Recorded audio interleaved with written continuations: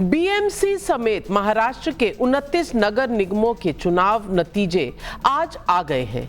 29 में से करीब 25 पर बीजेपी और भगवा लहर देखने को मिल रहा है।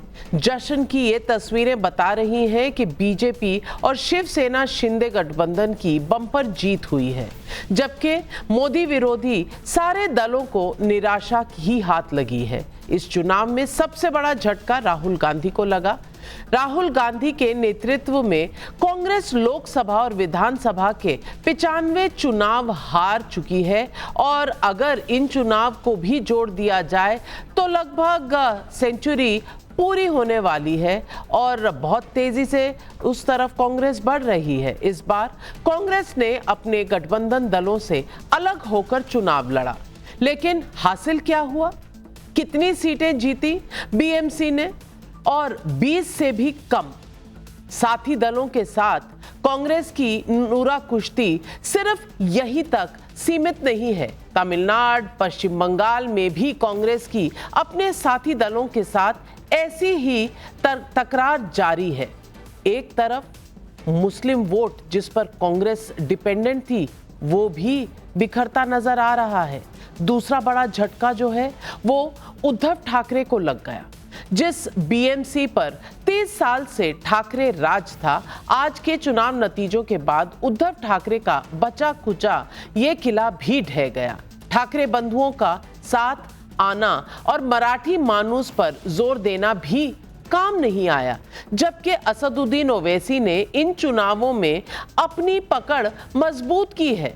कुल मिलाकर एक लाइन में कहा जाए तो मोदी विरोधी जनता की नब्ज पकड़ने में फिर से पूरी तरह से फेल हुए हैं और जनता ने बीजेपी के विकास रथ पर ताल ठोक के मोहर लगाई। हार की वजह भले जो भी हो, लेकिन मोदी विरोधी हर बार हार की असल वजह पर समीक्षा करने की बजाय हार का ठीकरा फोड़ने का बहाना खोज लेते हैं। आज नतीजे आने शुरू ही हुए थे तो राहुल गांधी ने फिर से वोट चोरी का राग अलापा। राहुल गांधी ने एक्स पर पोस्ट कर वोट चोरी को राष्ट्र विरोधी बताया। चुनाव आयोग पर नागरिकों को गुमराह करने का आरोप भी लगा दिया। उद्धव ठाकरे की पार्टी शिवसेना नेता संजय राउत ने ईवीएम पर सवाल उठा दिए। इससे पहले कल वोटिंग के दौरान लगने वाली इंक को लेकर भी मोदी विरोधियों ने सवाल उठाए थे। ऐसे में पब्लिक पूछ रही है सवाल, मोदी से किसी भी लेवल का चुनाव जीत नहीं पा रहे तो क्या विरोधी हार का बहाना खोज रहे हैं? ये सवाल है आज पब्लिक का।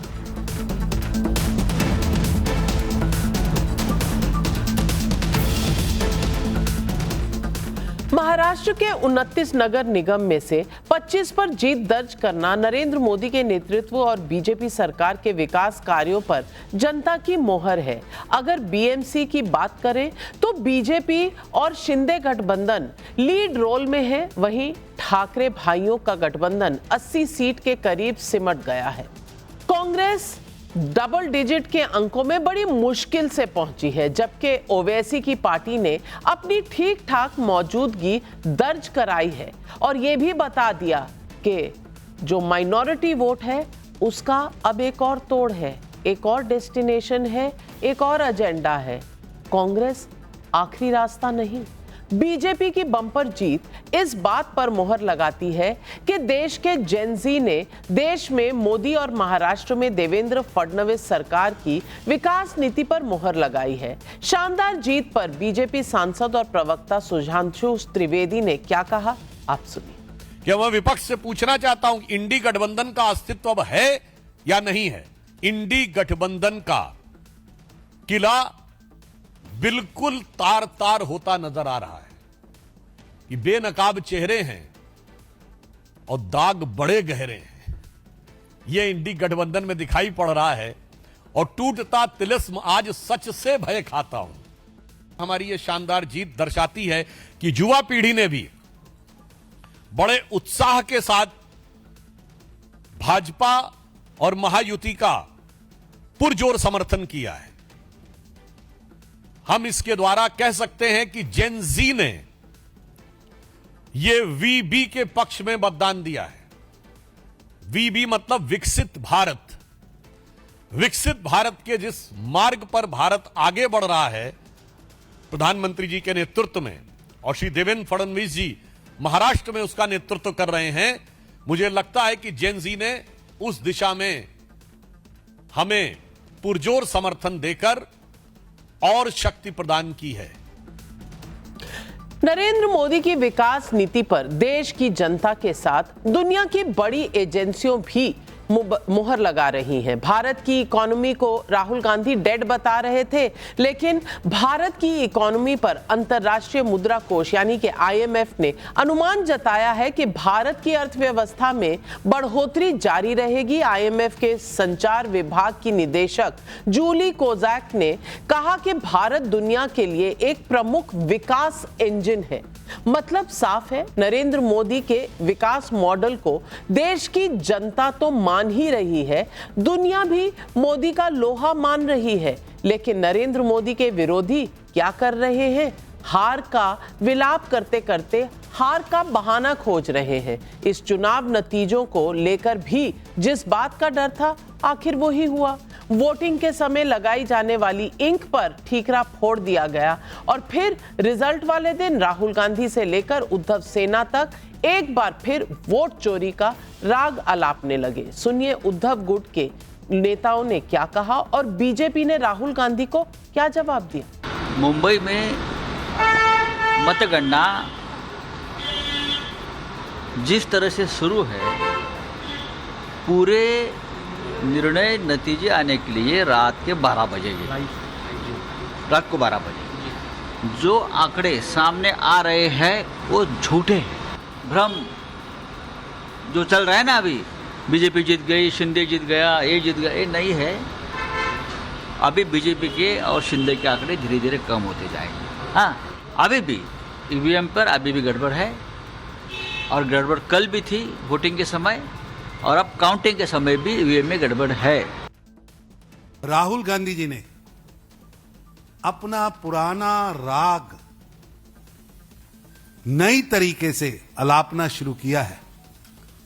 कभी ईवीएम गलत है, कभी चुनाव आयोग गलत है, कभी वोटर लिस्ट गलत है, अब शाही गलत है। राहुल जी, गलत है आपके कारनामे। उद्धव ठाकरे का 30 साल का किला ढह गया। क्या हिंदुत्व की लीक से हटना इसकी बड़ी वजह है?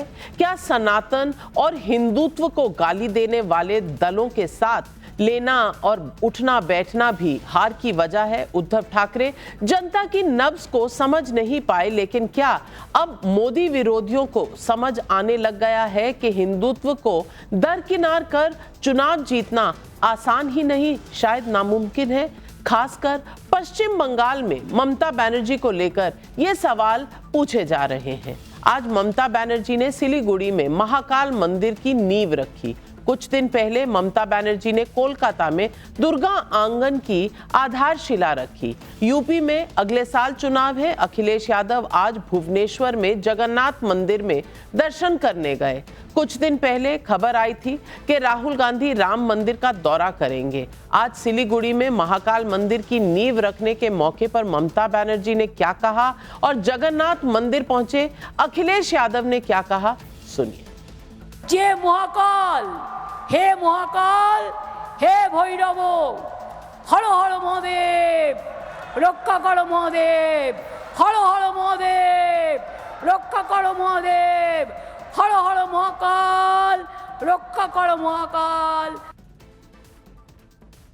मैं पिछली बार जब आया था भगवान जगन्नाथ जी के दर्शन करके, और उसके बाद यहाँ बाई इलेक्शन में भी मैं पहुंचा था, तो अगर हम ये माने साल के 365 दिन, तो मैं तीसरी बार मुझे आने का मौका मिला है। हमारी कोशिश होगी कि पीडीए को हम लोग आगे बढ़ाएं, साथ ही साथ उड़ीसा हम लोग आते रहेंगे।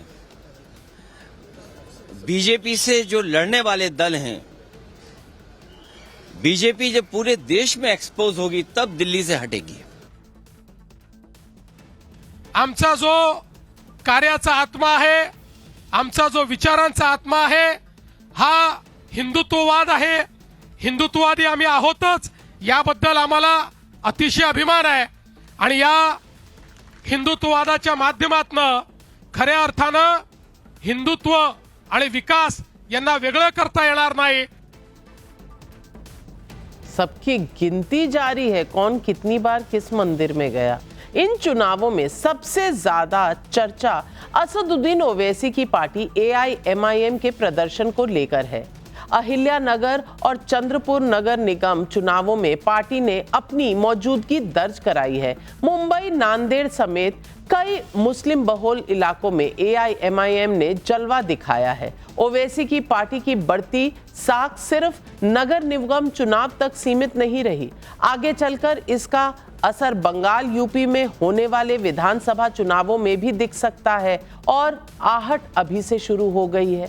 ऐसे में पब्लिक पूछ रही है सवाल नंबर 1, BMC समेत महाराष्ट्र के 29 नगर निगम चुनाव में बीजेपी का शानदार प्रदर्शन क्या मोदी के विकास मॉडल पर जनता की मोहर है? सवाल नंबर 2, राहुल गांधी के नेतृत्व में कांग्रेस की एक और हार, 30 साल बाद BMC से ठाकरे राज गायब, अब कौन सा बहाना खोजेंगे मोदी विरोधी? सवाल नंबर 3, कई मुस्लिम बहुल इलाकों में ओवैसी की पार्टी AIMIM ने दिखाया जलवा, बंगाल टू यूपी चुनाव में कितना असर? सवाल नंबर 4, ममता के महाकाल मंदिर की नींव जो रखी गई, अखिलेश जगन्नाथ मंदिर के दर पर पहुंचे, क्या हार की डर से हिंदुत्व की पिच पर उतर गए हैं मोदी विरोधी?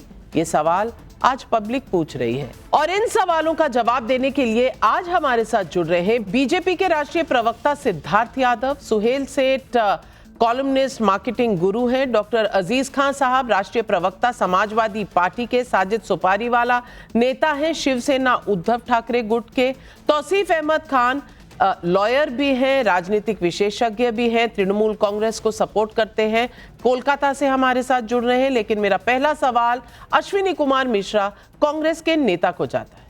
बहाना आना था, ये हमें पता था, बहाना इतनी जल्दी आ गया कि चुनाव के काउंटिंग से पहले राहुल गांधी ने बहाना ढूंढ लिया. ये थोड़ा सा अटपटा लगा, लेकिन अब सेंचुरी पूरी होने वाली है, कब तक आप इसी तरह कंप्लेन करते रहेंगे? दोस्त ना रहा, दुश्मन को आप हरा नहीं पा रहे, अस्तित्व क्या है आपका? अगर आप डबल डिजिट में जा नहीं पा रहे हैं तो भैया इतना ईगो क्यों, इतना एरोगेंस क्यों? Navika ji, good evening to your viewers and fellow panellist. क्या हार में क्या जीत में किंचित नहीं भयभीत में, संघर्ष पथ पर जो मिला ये भी सही वो भी सही. नाविका जी, हम माननीय राहुल गांधी जी के सिपाही हैं और हार जीत से नहीं डरते. हम एक कहावत थी पहले कि जो सिपाही थे बहादुर थे वो जंग में चले गए आजादी की, और जो कायर थे वो संग में चले गए.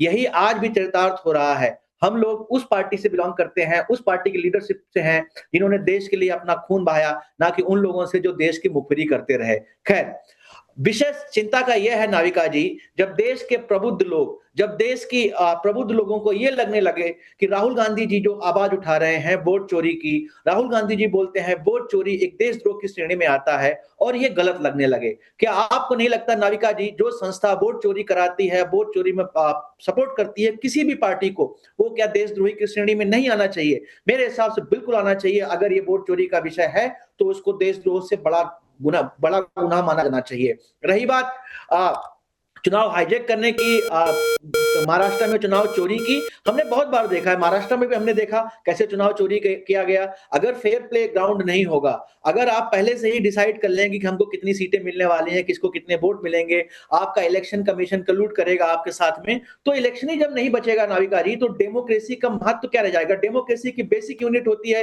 एक व्यक्ति को एक वोट. लेकिन भारतीय जनता पार्टी के पास 4-5 पिलर हैं. भारतीय जनता पार्टी मुद्दों पर वोट नहीं लड़ती. भारतीय जनता पार्टी के पास ईडी है, हमने बंगाल में देखा, ईडी सीबीआई है. दूसरा, भारतीय जनता पार्टी के पास इन्फिल्ट्रेटर्स का एक बहुत बड़ा मुद्दा रहता है हमेशा, जिसको वो हर चुनाव में ले आते हैं.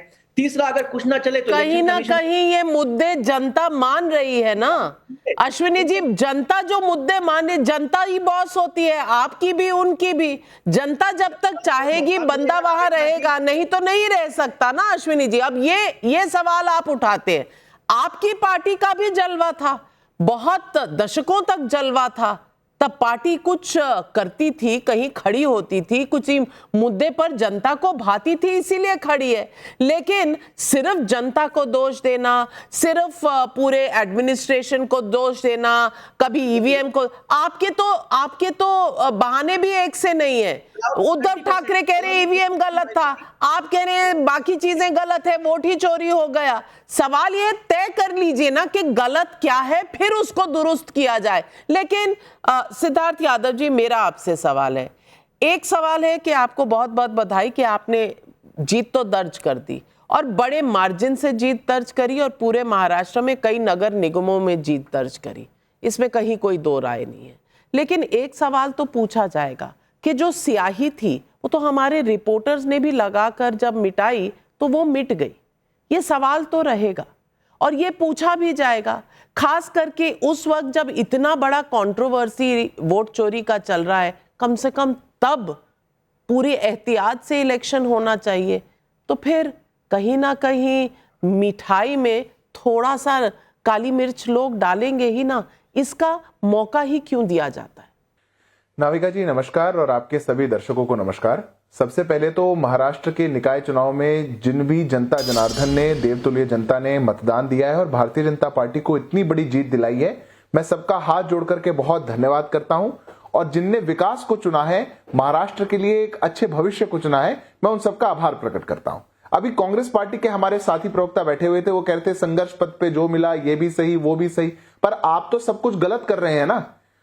जो मिलेगा वो तो सही, आप क्या कर रहे हैं उसको कौन गिरबान में झांक करके देखेगा। इन चुनावों में नाविका जी एक बात बिल्कुल स्पष्ट हो चुकी है, जनता अपना मत बिल्कुल स्पष्टता से रख चुकी है कि राजनीतिक अवसरवादिता को रिजेक्ट कर दिया गया है, फॉल्स प्रोपेगेंडा को रिजेक्ट कर दिया गया है, वोट चोरी के ड्रामा को रिजेक्ट कर दिया गया है, नफरत की राजनीति को रिजेक्ट कर दिया गया है।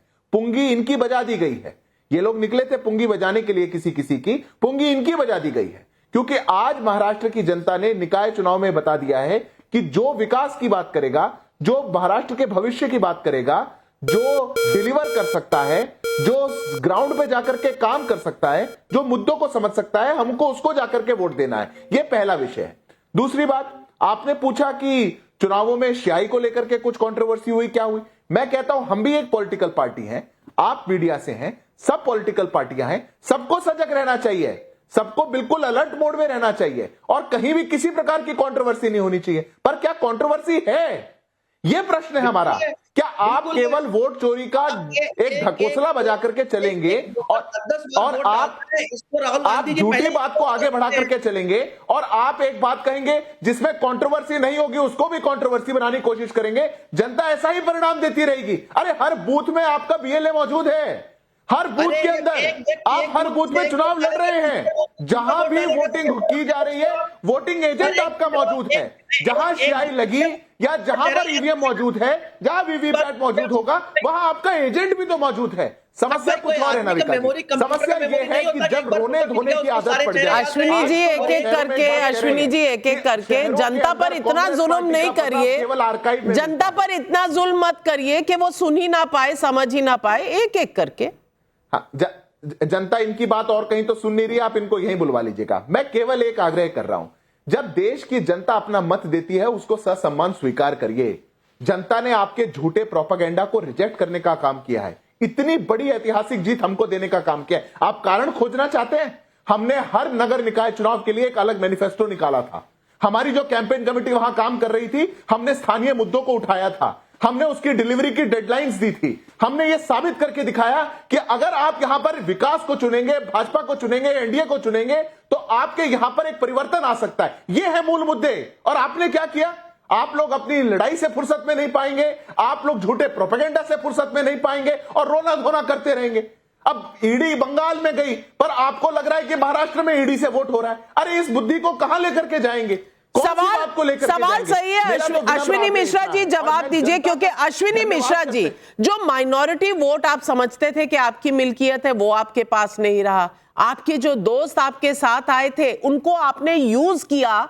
जब आपको अपना अस्तित्व थोड़ा बहुत महाराष्ट्र में बनाना था, महाविकास आघाड़ी की सरकार बनानी थी, उसके बाद उद्धव ठाकरे को आपने दूध में से मक्खी की तरह निकाल कर फेंक दिया, कोई अलायंस नहीं की। आप देख लीजिए ना आप कहां आकर खड़े हैं, डबल डिजिट पर मुश्किल से रेंगते हुए पहुंचे हैं। ये नेशनल पार्टी का जलवा है। नाविका जी, पहली बात तो कि वोट चोरी जो है वो भारतीय जनता पार्टी या कांग्रेस से ऊपर का विषय है, देश की डेमोक्रेसी का विषय है और इस पर सबको बहस करनी चाहिए। इलेक्शन चोरी पर सबको बहस करनी चाहिए। आप बोल रहे हैं कि एक व्यक्ति, आपके बीएलए क्या कर रहे हैं वहां पर? अगर इंक सही देना इलेक्शन कमीशन की जिम्मेदारी है कि नहीं? अगर एक व्यक्ति एक पोलिंग बूथ पर वोट डालता है, दूसरा वोट दूसरे पोलिंग बूथ पर जाकर डालेगा, तो आप उसको कैसे रोकेंगे? और राहुल गांधी जी ने ये बात प्रूव किया है, अपने प्रेजेंटेशन में बताया है कि आपके लोग 20-20, 22-22 जगह वोट डालते हैं। इलेक्शन चोरी आप लोग करते हैं। रही बात नाविका जी, आप माइनॉरिटी वोट की बात कर रहे हैं, मेरा ये मानना है और हम सबका इस ये मुद्दे मानना को है कोर्ट कि में नहीं लेके गए क्योंकि एविडेंस पुख्ता नहीं था। लेकिन अजीज खान साहब, समाजवादी पार्टी के बड़े नेता हैं आप, मैं पूछना चाहती हूं, जो दिख रहा है महाराष्ट्र में, अब उससे कहीं यूपी में जलजला तो नहीं आ गया? अखिलेश जी जगन्नाथ मंदिर पहुंच गए, गिना भी दिया कि इस साल मैं 3 बार आया हूं। कहीं ये जो कांग्रेस की रिपीटेड हार है, जहां माइनॉरिटी वोट उनसे छटक रहा है, उनके अलायंस पार्टनर्स उनसे छटक रहे हैं, अब 27 आने वाली है तो आपको घबराहट शुरू हो गई है क्या? और मैं पूछना चाहती हूं कि अब ये मोदी विरोधी साथ हैं, अलग हो गए हैं, ये आपकी आपस में रिलेशनशिप है, सिचुएशनशिप है, जो जेंजी का एक शब्द है, ये चल क्या रहा है? जरा देश को समझा दीजिए। मंडे, वेडनेसडे, फ्राइडे आप दोस्त हैं, ट्यूसडे, थर्सडे, सैटरडे आप दुश्मन हैं, क्या चल रहा है? देखिए नाविका जी, इसमें कोई दो राय नहीं कि जो विपक्ष है वो यूनाइट है, मुत्तहिद है, बिल्कुल पूरी तरह से मुत्तहिद है। कहां? आपने कहा कि 2027 की हड़बड़ी, भारत की बात कर रहे हैं कहीं और की? 2027 में चीजें बहुत स्पष्ट है। नहीं, मैं पूरी भारत की बात करूंगा, मैं कह रहा हूं उत्तर प्रदेश की भी बात करूंगा और पूरे भारत की बात करूंगा, क्योंकि हमारी पार्टी आज की डेट में एक बड़े स्तर पर कहीं ना कहीं एक चमत्कार कर चुकी है। तो ऐसी स्थिति में समाजवादी पार्टी पूरे भारत की बात करती है।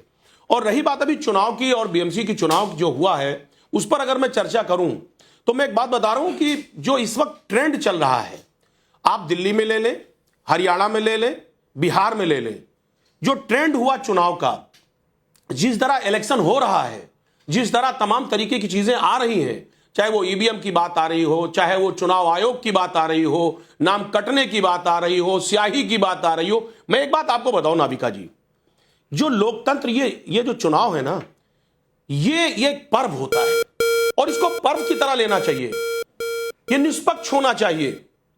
और कहीं ना कहीं जब जनता को ऐसा लगने लगता है तो आपने देखा कि उसमें निराशा पैदा होती है। आज आप देखिए, अभी बीएमसी का चुनाव हुआ, किस तरह वोट परसेंटेज घटे, क्यों घटे बड़े लेवल पे? उसकी वजह यह थी बहुत साफ कि जनता में अब वो उत्साह नहीं है। क्यों उत्साह नहीं है? क्योंकि उसको पता है कि हम वोट दे रहे हैं किन परिस्थितियों में और रिजल्ट पहले डिक्लेयर हो जा रहा है। और बहुत सारी जगहों पे तमाम हम जो वोटर्स हैं, कहीं उनके वोट काट दिए जा रहे हैं, कहीं ईवीएम खराब है, कहीं एक ही परिवार का आदमी है, 2-2, 3-3 जगह उनके वोट पड़ते हैं। तो जो ट्रेंड चल रहा है, जिस तरह विपक्ष को तोड़ने का और विपक्ष को खत्म करने का और पूरी तरह से इलेक्शन को कहीं ना कहीं कैप्चर करने का, तो जो ये स्थितियां हैं, ये यकीनन एक बात बता दूं, ये लोकतंत्र के लिए घातक है, ये खतरनाक है। अगर ये ट्रेंड यही रहा तो आप कह रहे हैं, आप कहना चाह रहे हैं कि मोदी जी का काम है कि कांग्रेस को उद्धव ठाकरे से दोस्ती बनवाए रखे। वो आप कह रहे हैं कि मोदी जी का काम है कि उद्धव ठाकरे और उनके जितने घटक दल हैं, आपके महाविकास आघाड़ी के जो हुआ करते थे, अब तो कोई विकास भी नहीं रहा और आघाड़ी भी नहीं रही। लेकिन सुहेल सेठ जी, ये सारा ठीक रहा क्या मोदी जी के ऊपर ही है? वही सबको यूनाइट करेंगे, वही सबके लिए वोट भी बटोर कर लाएंगे ताकि ये कह सकें कि इस देश में लोकतंत्र कायम है। एक बात है, हर पॉलिटिकल पार्टी की एक ही एम है। आप अखिलेश से बात करिए या ममता दीदी से बात करिए, एम यही है कि हम सत्ता में आए। कोई पॉलिटिकल पार्टी यहां धर्म कर्म करने के लिए नहीं आती। तो अश्विनी ये जो कहा कि भाई हम राहुल गांधी के सिपाही हैं और हार और जीत दोनों हैं, हम दोनों से प्यार करते हैं, मेरे को लग रहा है आप हार से ज्यादा प्यार करते हो। At least that is what is shown in the results, और वो आपकी पॉलिसी है। Congress party is an old party. सवाल ये है कि आप अपने लीडर को कब बदलोगे, और ये सीरियस क्वेश्चन है। देखिए, मैं एक आदमी हूं जो हर टेलीविजन प्रोग्राम पे I have defended Rahul Gandhi जब किसी ने कहा एंटी नेशनल है, ये है वो है। पर एक बात है Ashwini, a party is galvanised by wins in elections. हर वक्त कोई ना कोई आप लोग वखेड़ा पाते ही हो। मैं पंजाबी हूं तो मैं थोड़ी पंजाबी में भाषा, जो मेरी ग्रैंडमदर बोलती है, कोई ना कोई स्यापा होता ही है।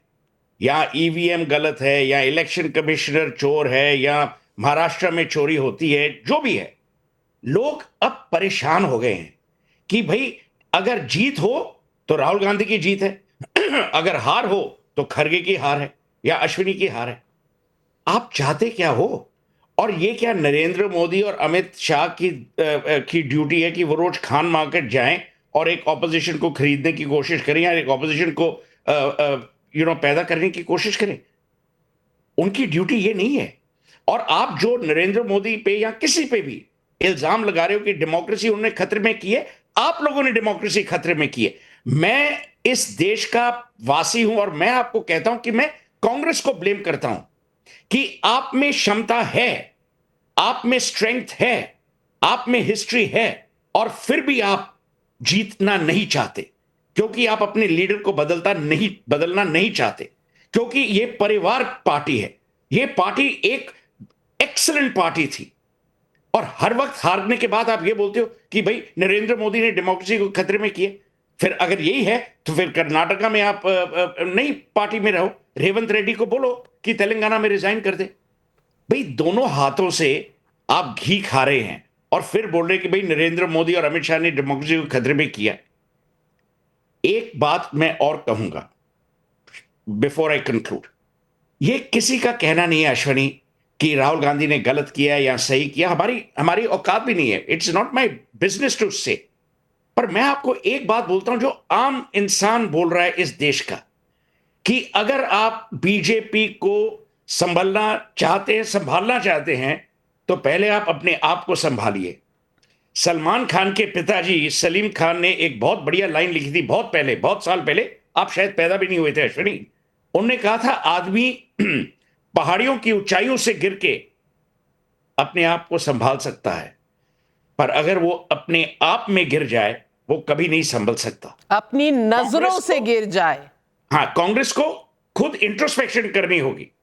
और मैं आपको ये बात बोल रहा हूं, ऑल पॉलिटिकल पार्टीज के आप लीडर्स देखो, ममता बनर्जी ने रिकॉर्ड विक्ट्रीज दर्ज की हैं। कभी ममता बनर्जी ने कहा कि ईवीएम ज्ञानेश कुमार जो भी उसका नाम है, नहीं, there is a certain maturity, certain responsibility. तो ये मेरा कहने का मतलब मुझे लगता है अश्विनी जी, आपसे ज्यादा कांग्रेस की चिंता तो सुहेल सेठ जी को है, जो कह रहे हैं कि आप में पोटेंशियल है, आप एक्सप्लॉइट नहीं कर पा रहे। लेकिन साजिद सोपारी वाला आज मैं आपसे सवाल पूछना चाहती हूं, और सवाल मेरा यह है कि 30 साल बाद अब शिवसेना के लिए क्या 80 सीटें आई, बहुत अच्छी बात है, पर किस अलायंस के पीछे आप गए थे जब आपने बीजेपी से नाता छोड़ा था? अब वो अलायंस कहां है? अब आप सत्ता में कहां हैं? आपके नंबर्स क्या हैं? आप एनजीओ बनेंगे जैसे कांग्रेस पार्टी बन रही है, या फिर जीतने के लिए आपका कोई स्ट्रैटेजी होगा? आप मराठी मानुस के पीछे, मुंबई एक इतनी बड़ी मेट्रोपॉलिटन सिटी जहां हर जगह से लोग आते हैं, आपने नॉर्थ इंडियन से लड़ाई ले ली, आपने बिहारियों से लड़ाई ले ली, आपने लुंगी पुंगी से लड़ाई ले ली, आप हिंदुत्व पार्टी हुआ करते थे और जाकर किसके साथ बैठे हैं? आज पता चल रहा है कि ये शिवसेना उद्धव ठाकरे की है क्या?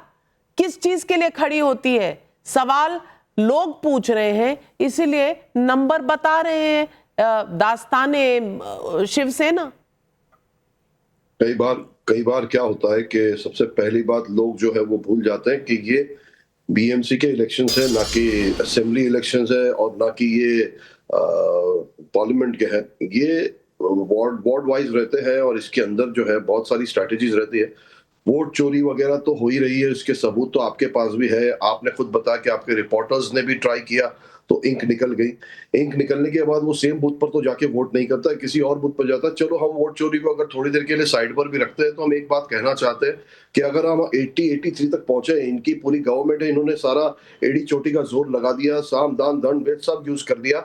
और सबसे बड़ी बात तो क्या होती है कि शायद एक मूवी थी, आपने देखी होगी, मूवीज के अंदर अक्सर दिखाया जाता है कि पहले जो है वो चोर जब चोरी करता है, बड़ा बड़ा क्रिमिनल माइंडेड होता है, वो पहले छोटी चोरी करता है और छोटी चोरी करता है, उसके साथ एक बड़ी चोरी होती है। पुलिस का और डिपार्टमेंट का पूरा ध्यान वो छोटी चोरी पर ले जाता है और वहां पर बड़ी चोरी चल रही होती है।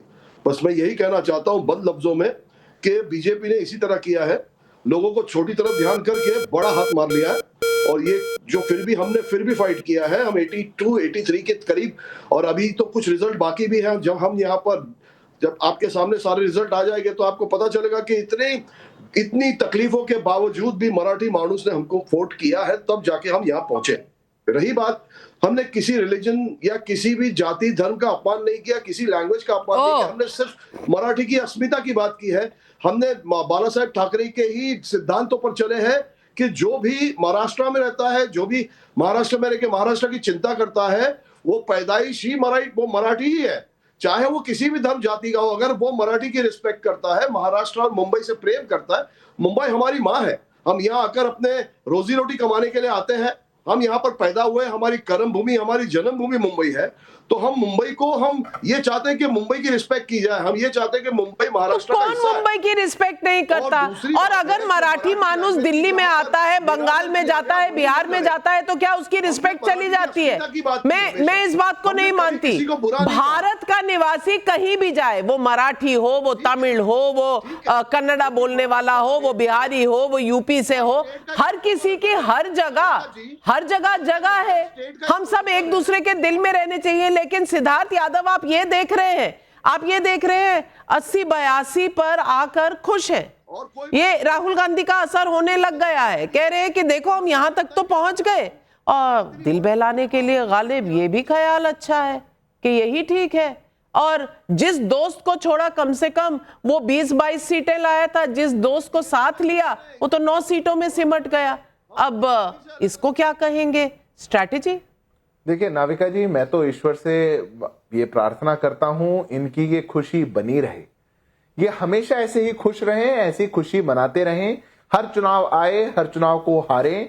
ये जो राहुल गांधी सिंड्रोम है, जो पूरे विपक्ष को लग चुका, जो हारने के बाद भी तेजी से हाथ हिला करके जश्न मनाने वाला सिंड्रोम है, ये इन सब पार्टियों के पास है।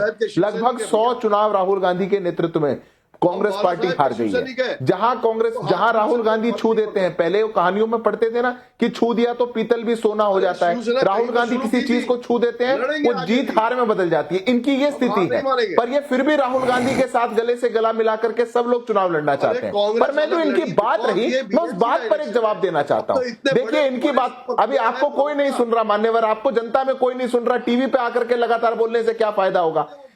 ये जो पुरानी एक राजनीति का ढर्रा था, ये जो घमंडी राजनीति है, ये जो आत्म केंद्रित राजनीति है, ये जो स्वार्थी राजनीति है, जनता ने इसको नकारने का काम किया है। जिस तरीके से इन्होंने गठबंधन बना के आखिर में ये जनता के सामने स्पष्ट कर दिया कि केवल सत्ता में ही हमारी दिलचस्पी है, किसी भी मूल्य और आधार को हम पीछे छोड़ सकते हैं, जो हमारी स्वार्थी राजनीति है उसको पीछे छोड़ा है। अब आज का नया युवा और ये नया युग आपकी इस पुरानी राजनीतिक ढर्रे को नहीं स्वीकार कर रहा।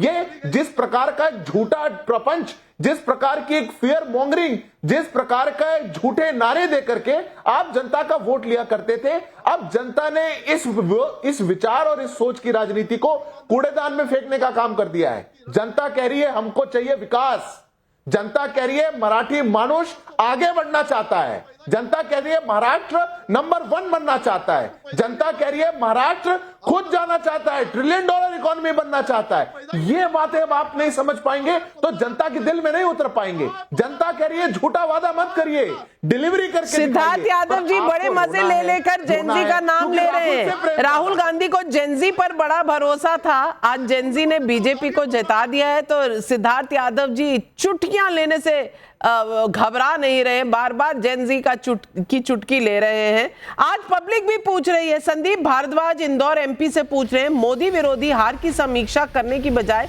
कब तक ईवीएम और वोट चोरी का राग अलापेंगे। रोहित सक्सेना कानपुर यूपी से सवाल पूछ रहे हैं, क्या आपको नहीं लगता कि उद्धव ठाकरे की करारी हार की वजह हिंदुत्व से किनारा करना और तुष्टीकरण वाली पार्टियों की गोद में बैठना है।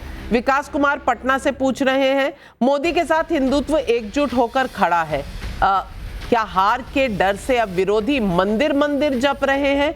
इसका जवाब तौसीफ भाई आप ही दे दीजिए, क्योंकि आज तो महाकाल की हर हर महादेव की याद आ रही है ममता दीदी को। अब हिंदुत्व याद आ रहा है, थोड़ा थोड़ा चुनाव आ रहे हैं तो नहीं। देखिए ये तो बेबुनियाद बातें हैं जो बीजेपी द्वारा की जाती है। किसी भी नेता को ये हक है कि वो कभी भी जो है अपनी प्रार्थना करे। भाई बीजेपी के को एक्सक्लूसिव कॉपीराइट तो नहीं मिल गया है, या एक्सक्लूसिव किसी तरह का राइट किसी भगवान की तरफ से, किसी साहब आ रही हूं आपके पास, तौसीफ भाई बोल रहे हैं, उसके बाद आपके पास आती हूं। दार्जिलिंग गई थी पिछले साल जब फ्लड आया था तो ममता बनर्जी नॉर्थ बंगाल के दौरे पे थी, वो सिलीगुड़ी गई थी। उस वक्त ही उन्होंने इस बात को लिए पूछा था वहां के दार्जिलिंग डीएम से कि सिलीगुड़ी में वहां पे एक जगह ढूंढा जाए, क्या, क्योंकि वो महाकाल मंदिर की स्थापना करना चाहती है। और इससे पहले जगन्नाथ टेम्पल उन्होंने बना चुका है, पिछले साल ही उसका उद्घाटन हुआ जगन्नाथ टेम्पल का दीघा में। और दूसरा दुर्गा आंगन जो है राजारहाट कोलकाता में भी उसका काम चालू है। तो ये ममता बनर्जी की आस्था का मामला है। ममता बनर्जी एक ब्राह्मण हिंदू हैं और उन पर माँ दुर्गा का आशीर्वाद है कि वो 3 दफा जो है याद कम आता है, इसीलिए जनता सवाल पूछती है। मोहम्मद इरफान हैदराबाद से पूछ रहे हैं, महाराष्ट्र में ओवैसी ने अपना जलवा दिखा दिया, क्या अब ओवैसी बंगाल में ममता का और यूपी में अखिलेश का खेल बिगाड़ेंगे। ये सवाल अजीज खान साहब आपके मतलब का है, क्योंकि एक ट्वीट तो आ ही गया है ओवैसी जी की पार्टी में, उन्होंने चैलेंज कर दिया आपके एक इकलौते अबू आजमी को जो उल जलूल बोलते हैं, ऐसा उस ट्वीट में कहा गया। बताइए, थोड़ा तो ओवैसी जी का डर, मोदी जी का डर, राहुल गांधी का डर तो हमेशा ही रहेगा कि साथ चलेंगे तो क्या होगा। अब कितने डर लेकर चलेंगे। देखिए नाविका जी, एक बात क्लियर है कि एमआईएम और ओवैसी साहब ये कहीं ना कहीं कम्युनल राजनीति करते हैं, और इन्होंने सीखा किससे? बीजेपी से सीखा है, और बीजेपी ने इनसे सीखा है। लेकिन हमारे नेता इन सब चक्करों में नहीं पड़ते। हम किसी खास कम्युनिटी की बात नहीं करते, हम खाली मुसलमान की बात नहीं करते, हम खाली हिंदू की बात नहीं करते, हम सर्वजन की बात करते हैं। और सर्वजन की बात करते करते हम चुनाव लड़ते हैं। हमारा मकसद ध्रुवीकरण नहीं है, हमारा मकसद लोगों को यूनाइट करना, लोगों को मुत्तहिद करना। पीडीए तो सर्वजन नहीं हुआ। ये नहीं है कि साहब मुसलमान वोट हमारा है, हिंदू वोट हमारा है, फलाना हमारा, हमारे तो सभी हैं। लेकिन ओवैसी साहब जिस तरह ध्रुवीकरण की बात करते हैं, यकीनन ये लोकतंत्र के लिए खतरनाक है। ये खतरनाक है लोकतंत्र। ओहो, ध्रुवीकरण आप करते हैं सिद्धार्थ यादव जी, ये सर्वधर्म सम्मान करते हैं, जवाब दीजिए। ये नाविका जी, ये लोकतंत्र के लिए बहुत खतरनाक है। जबान काट लूंगा, ये तो लोकतंत्र के लिए स्वस्थ है। मैं तुम्हारी जबान 2 मिनट में निकाल लूंगा, ये लोकतंत्र के लिए स्वस्थ है। अब वो आजमी कह रहे थे ना, इनके नेता कह रहे थे, इनके नेता के भी 2 मिनट में पुलिस हटा दें तो लोकतंत्र के लिए बहुत स्वस्थ हो जाता है। और आपको अगर कोई चुनौती दे दे और सबका साथ सबका विकास की बात करते, वो लोकतंत्र के लिए खतरा है। अरे नफरत की राजनीति रिजेक्ट हो चुकी, आपको लोग बाहर का रास्ता दिखा चुके हैं। मुझे तो लोकतंत्र देखिए, की मैंने दुहाई कहा, देने वाले लोगों को उसी से अपने पल बढ़ दरबार रहे में हो झांक आप। करके नफरत से देखना ही चाहिए पल बढ़ नाविका रहे जी। हो। ये पूरे जितने देश लोग में झूठा सिर्फ प्रोपेगेंडा नफरत चला और नफरत, करके इसके अलावा देश कुछ की नहीं है। कॉन्स्टिट्यूशनल लेकिन एक बात इंस्टीट्यूशंस को, समझिए, जो हर देश के चीज का चुनाव अंत है। आयोग जैसी हर संस्थाओं चीज का को, अंत है। जो संविधान एक के बात अनुरूप आप काम जान लो, करती है, वो वक्त आ उनको रहा जब है। कटघरे में बहुत खड़ा जल्द वो वक्त आ करते रहा हैं, है। ये लोकतंत्र के लिए सवाल खतरा है जनता किसको चुनती है। सवाल ये भी है कि आपकी अपनी स्ट्रैटेजी, अपने दोस्त कौन है, अलायंस पार्टनर्स कौन है। अगर स्ट्रैटेजी सही नहीं है तो हर बार ठीक रहा। अगर आप ईवीएम पर, वोट चोरी पर, स्याही पर डालेंगे तो क्या इससे आपको चुनाव में जीत मिलेगी? ये सवाल पब्लिक पूछ रही है। आज हमने एक सर्वे भी किया। बीएमसी समेत महाराष्ट्र के 29 नगर निगम चुनाव में बीजेपी प्लस की बम्पर जीत, आप इसे कैसे देखते हैं? सैंपल साइज 20,000 लोग। मोदी के विकास मॉडल पर मोहर 82% लोग। वोट चोरी, ईवीएम जिम्मेदार सिर्फ 16% लोग। कह नहीं सकते 2%। 82% लोग मानते हैं कि यह मोदी का जलवा है, लेकिन मोदी विरोधी है। और उनके साथ 16% लोग ये समझते हैं वोट चोरी हुई है। अब ये वोट चोरी का राग कब तक चलेगा भगवान ही जाने। लेकिन आज बीएमसी की इस भारी जीत, कांग्रेस का सुपड़ा साफ और उद्धव ठाकरे की मुंबई में भी मिल्कियत खत्म, ये आज बड़ा संदेश है। For more of such videos, do like, share and subscribe to ET Now Swadesh.